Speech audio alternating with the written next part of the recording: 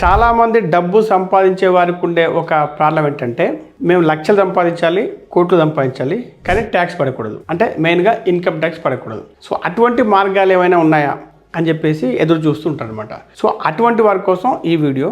మనం కనీసం ఒక 10 రకాల మార్గాలు ఇన్కమ్ ట్యాక్స్ పడని వాటి గురించి ఈ వీడియోలో తెలుసుకుందాం. సో ఈ వీడియో మీకు నచ్చితే లైక్ చేసి కామెంట్ చేయండి. మీకు తెలిసిన వారందరికీ ఈ వీడియోను షేర్ చేయండి. ఇన్కమ్ ట్యాక్స్ ఉండని ఆ 10 రకాల మార్గాల్ని మనం ఏం చేసామంటే దాన్ని ఒక 4 రకాలుగా డివైడ్ చేసాం, 4 పార్ట్లుగా డివైడ్ చేసాం అనమాట. సో అందులో మొదటి పార్ట్ ఏంటంటే మీరు చేసే సేవింగ్స్, మీరు చేసే ఇన్వెస్ట్మెంట్స్పై వేటిపై ట్యాక్స్ పడదు. నెక్స్ట్ ఎంప్లాయీస్ యొక్క బెనిఫిట్స్ కోసం రూపొందించబడ్డ స్కీమ్స్ అవేంటి. నెక్స్ట్ లైఫ్లో జరిగే, మీ ఫ్యామిలీలో జరిగే కొన్ని సంఘటనలు, దాంట్లో ఇన్కమ్ ట్యాక్స్ ఎక్కడ బెనిఫిట్ అవుతుంది. నెక్స్ట్ ఇంకోటి ఏంటంటే ల్యాండ్ అండ్ బిజినెస్. సో వీటి పరంగా మనకు ట్యాక్స్ సేవింగ్ ఎక్కడ జరుగుతుంది అనేది చూద్దాం. ఇన్కమ్ ట్యాక్స్ పడని మొదటి మార్గం ఏంటంటే సేవింగ్స్ అండ్ ఇన్వెస్ట్మెంట్స్లో ముందుగా మనము పీపీఎఫ్ గురించి, అంటే పబ్లిక్ ప్రావిడెంట్ ఫండ్ గురించి. సో యాక్చువల్గా ఏంటంటే ఈపీఎఫ్ అనేది ఓన్లీ ఎంప్లాయీస్గా ఉంటుంది. పీపీఎఫ్ అనేది ఎవరైనా, అంటే ఎంప్లాయీస్ అయినా కాకపోయినా ప్రైవేట్ ఎంప్లాయీ కూడా పీపీఎఫ్లో ఇన్వెస్ట్ చేసుకోవచ్చు.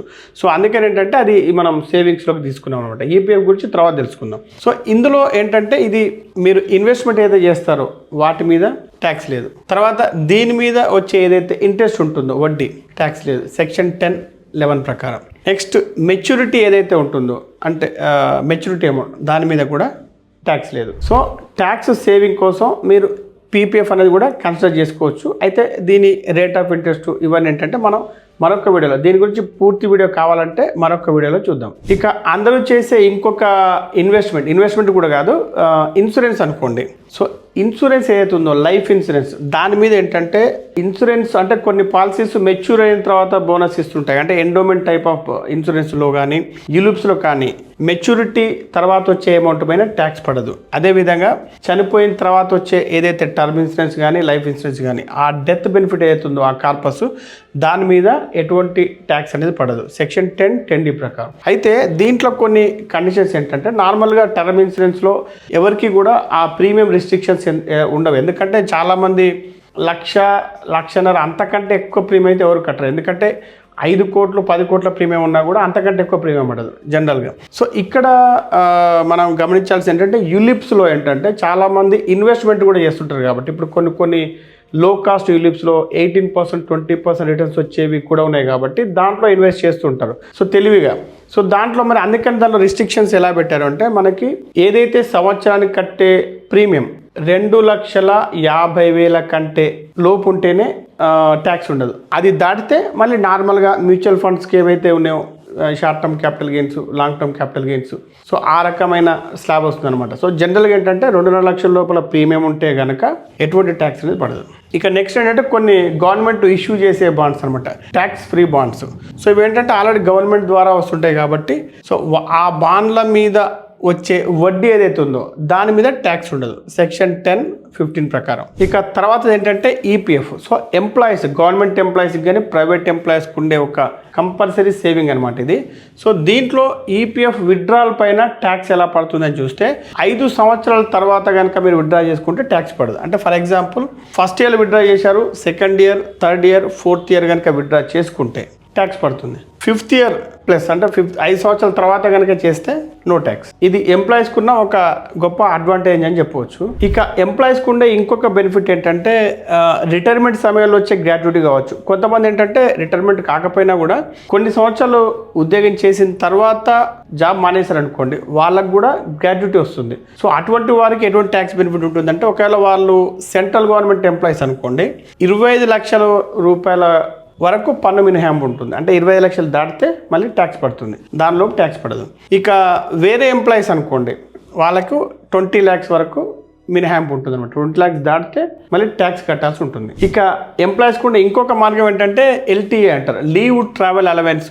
సో ఇవేంటంటే వాళ్ళు చేసే ప్రయాణాలకు, ట్రావెల్ అంటే ప్రయాణాలకు వచ్చే అలవెన్స్ ఎలా ఉంటుందంటే 4 సంవత్సరాల కాలంలో 2 ప్రయాణాలకు మాత్రమే ఇది మినహాయింపు ఉంటుంది సెక్షన్ 10(5) ప్రకారం. సో ఎలా అంటే ఓన్లీ ఫ్లైట్ ఖర్చులు, ట్రైను, బస్సు, అంటే ఓన్లీ ట్రావెల్ ఖర్చులు మాత్రమే ఉంటాయి. అంటే టికెట్ ఖర్చులు మాత్రమే. హోటల్లో స్టే చేసినా, తిన్నా, తాగినా ఇటువంటి వాటికి ఏంటంటే వీటికి ట్యాక్స్ అనేది మినహాయింపు ఉండదు, ట్యాక్స్ కట్టాల్సిందే. సో ఇవి ఏంటంటే ఓన్లీ ప్రయాణ ఖర్చులకు మాత్రమే మినహాయింపు వస్తుంది. ఇప్పుడు యాక్చువల్గా పర్సనల్ లైఫ్ స్టైల్లో కానీ లేకపోతే ఫ్యామిలీ ఫంక్షన్స్లో జరిగేది ఏంటంటే మెయిన్ ఈ గిఫ్ట్స్ ఇస్తుంటారు కదా, సో ఆ గిఫ్ట్స్ పైన కూడా ట్యాక్స్ ఎలా ఉంటుంది అనేది చూద్దాము. మన ఛానల్లో ఆల్రెడీ ఒక చార్టర్డ్ అకౌంటెంట్తో పోడ్కాస్ట్లో మనం దీని గురించి చాలా డీటెయిల్గా డిస్కస్ చేసుకున్నాము, అదొకసారి మీరు చూడొచ్చు. సో ఇందులో ఏంటంటే మీకు ఏదైనా గిఫ్ట్ వచ్చింది అనుకోండి, సో ఆ గిఫ్ట్ ఎన్ని రకాలుగా ఉంటుందో ఒకసారి చూద్దాం. సపోజ్ మీ మ్యారేజ్ సందర్భంగా ఏదైనా గిఫ్ట్ వచ్చింది, నో ట్యాక్స్. తర్వాత ఆ గిఫ్ట్ కూడా ఎవరంటే మీ బంధువులు అంటే తల్లిదండ్రులు, లేకపోతే brothers and sisters, wife, husband. So వీళ్ళ నుంచి ఏమైనా గిఫ్ట్ వచ్చింది అనుకోండి, నో ట్యాక్స్ అనేది ఉండదు. లేదు మీకు స్నేహితుల నుంచి కానీ ఇంకా అంటే మీ బంధువులు కాకుండా వాళ్ళ నుంచి కనుక గిఫ్ట్ వస్తే ఒకవేళ అది 50,000 దాటిందా ట్యాక్స్ పడుతుంది, 50,000 లోపు ఉంది అనుకోండి ట్యాక్స్ లేదు. ఇక నెక్స్ట్ ఏంటంటే చదువు కోసం ఇచ్చే స్కాలర్షిప్స్. అంటే కొన్ని కాలేజీని బట్టి ఏంటంటే స్కాలర్షిప్స్ అమౌంట్ అనేది పెరుగుతూ ఉంటుంది. సో అది ఎంత మొత్తమైనా ఎన్ని లక్షలైనా స్కాలర్షిప్ కనుక వచ్చిందంటే సెక్షన్ 10(16) ప్రకారం ఓన్లీ ఫర్ స్టడీస్ వచ్చిందంటే దానికి ట్యాక్స్ అనేది ఉండదు. ఇక అందరికీ తెలిసిన ఒక ఆదాయ మార్గం ట్యాక్స్ లేనిది అంటే వ్యవసాయ ఆదాయం. సో వ్యవసాయం ద్వారా మీకు లక్షలు కానీ కోట్లు కానీ వచ్చినా కూడా అది ఎటువంటి ట్యాక్స్ ఉండదు.